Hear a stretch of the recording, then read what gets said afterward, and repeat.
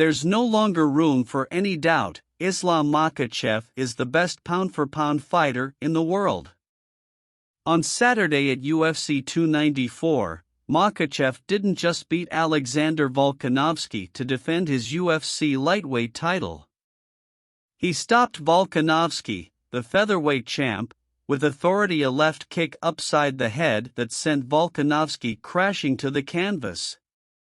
Volkanovski had not been finished for 10 years, going back to his fourth career fight. There is a caveat here, of course. Volkanovski came in on 11 days' notice. Makhachev was already preparing to fight in Abu Dhabi against Charles Oliveira until Oliveira got a cut in training and was forced to withdraw. Was this the best version of Volkanovski? Of course not.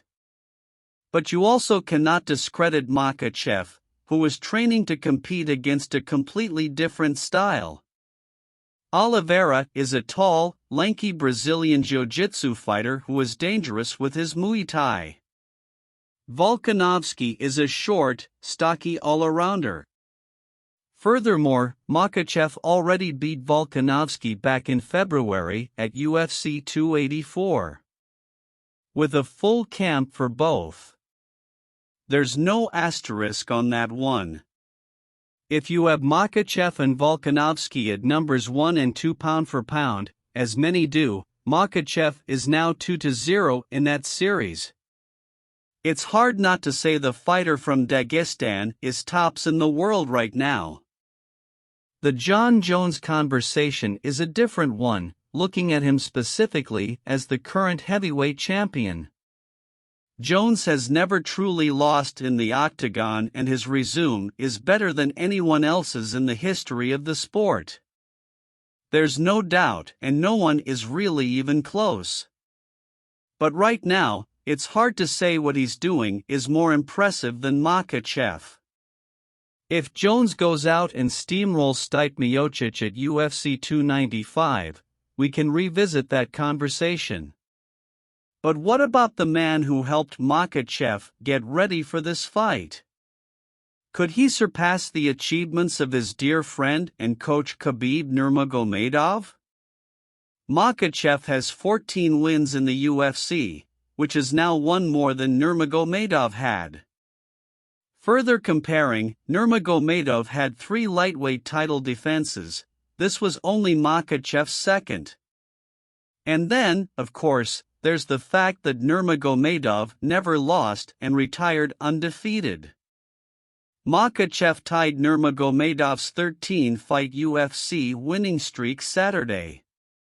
That's the third longest mark in the history of the promotion.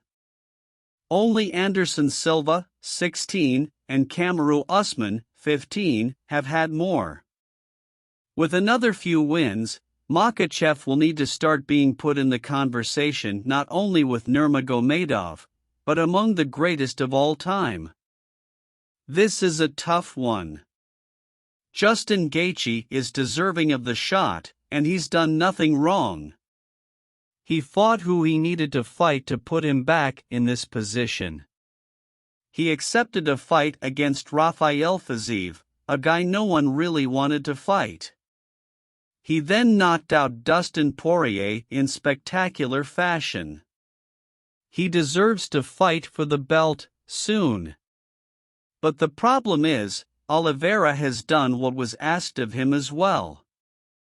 He took out Beneil Dariush in July, and although it's maybe his fault he couldn't make Abu Dhabi this month, I hate to see an opportunity lost due to an injury.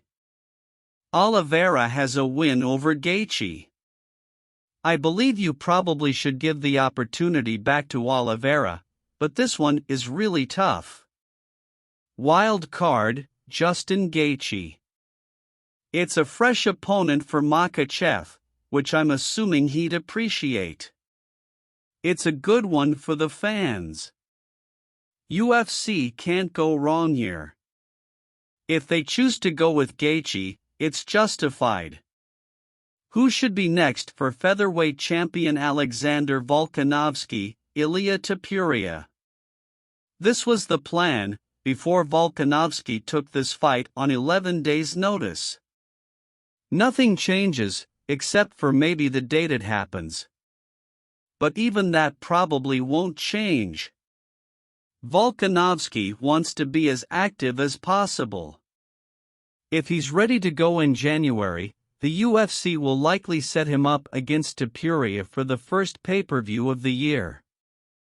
Wild card, nobody. There's not one, really. Topuria is the obvious and only title challenger to go with here. If something were to happen to Topuria, they might even choose to just wait, depending on how long any delay would be. Volkanovski has been so good, he doesn't have a ton of challenges left. Topuria is next, pretty much under any and all circumstances. Who should be next for Khamzat Chimaev? Sean Strickland, for the UFC middleweight title. Let's be real, Chimaev was ready to fight for a UFC championship 3 years ago. Has he had some growing pains occasionally? Yes. But we are looking at one of the most imposing fighters in the world, and he's capable of beating anyone. He'll be a significant betting favorite against Strickland and any other middleweight. If he can cut to welterweight ever again, he'd be a favorite to beat Leon Edwards as well. He's talked about being a champion in 3 weight classes, and right now, no one can confidently say he's not able to do that. Middleweight will be the one he goes for first. Wild card, Paulo Costa. If for some reason a title shot didn't happen, I would imagine the UFC would rebook Chimaev's original fight against Costa. But I expect the title fight to happen. What should be next for Kamaru Usman? Wait. We need to see what happens between Leon Edwards and Colby Covington in December. If Covington wins, which is certainly possible, Usman holds 2 wins against him and just scored something of a moral victory against Chimaev. To compete like he did on 10 days' notice against a monster like that, no one can say Usman doesn't have plenty left if he wants to keep going. What matchups make sense for him though? There aren't a ton, if we're being honest. So, wait. And hope Covington beats Edwards. Because if Covington is holding the belt, Usman might not even need another win to get a title shot. And that's a shock, considering he's now lost 3 in a row. Who's next for said Nurmagomedov? Chris Gutierrez. Nurmagomedov has been a little up and down thus far in the UFC. When he's been good, his ceiling appears to be off the charts. When he's struggled, it's been hard to place him in the bantamweight division rankings. On the surface, he holds all the intangibles one would look for in a future champ, but he's lost as a betting favorite twice, and had a very competitive fight against the good, but relatively unknown, Sadyokub Kakramanov. His most recent loss came against Martinez, who is a teammate of Gutierrez. I like this fight stylistically quite a bit, and it would be a chance for Nurmagomedov to somewhat avenge a loss against Gutierrez's Factory X gym in Colorado. Wild card, Kyler Phillips. There are plenty of good matchups out there for Nurmagomedov, as bantamweight is stacked at the top and has plenty of depth waiting even beyond the top 15.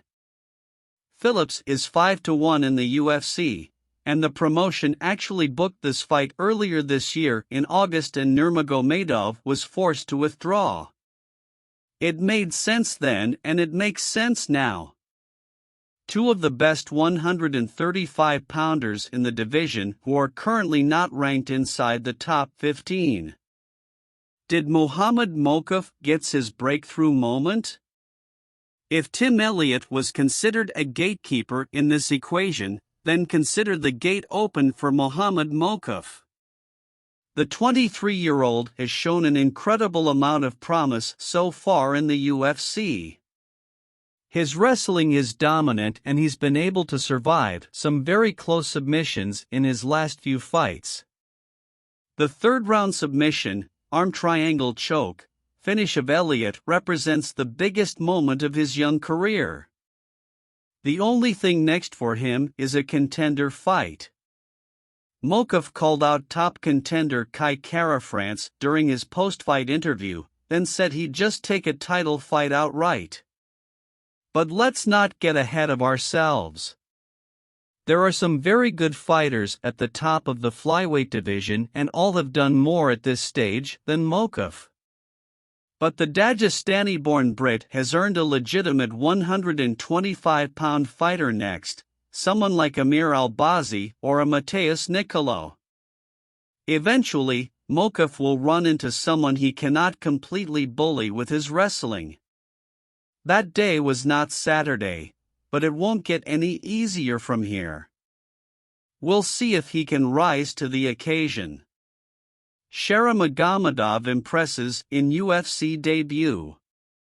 It was only his UFC debut, but Sharamagomedov already looks like a unique matchup for most middleweights in the promotion. He has a bevy of unorthodox kicks from different angles and did a lot of damage against Bruno Silva with a left kick from the orthodox stance to the outside of Silva's lead leg, specifically his thigh. The popular leg kick attack in MMA these days is a roundhouse with the back leg to an opponent's lead calf.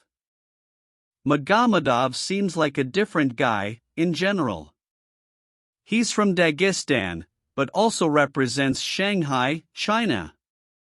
He has a great outright eye due to issues with it following surgery. While he could use some better takedown defense, Shara Bullet is aggressive, fun to watch and clearly has great striking. He's someone to keep an eye on in the 185-pound division. Raimondi.